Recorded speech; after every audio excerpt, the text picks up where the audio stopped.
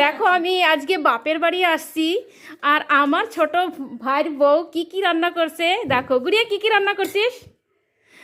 এই যে গরম ভাত, সাদা ভাত। আর কি রান্না করব দিদি আগের থেকেই ফোন করে বলে দিয়েছিল কি আজকে শুক্রবার, তো নিরামিষই রান্না করতে হবে।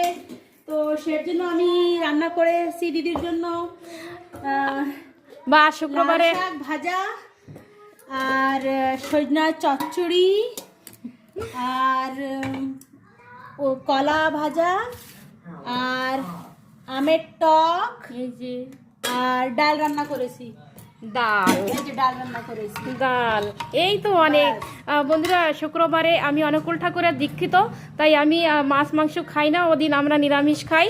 আর আজকে শুক্রবার, সেই জন্যে আমি বলে দিয়েছিলাম কি বাস নিরামিষ রান্না করবি। তবুও দেখো নিরামিষের ভিতরে কত কিছু রান্না করছে ও।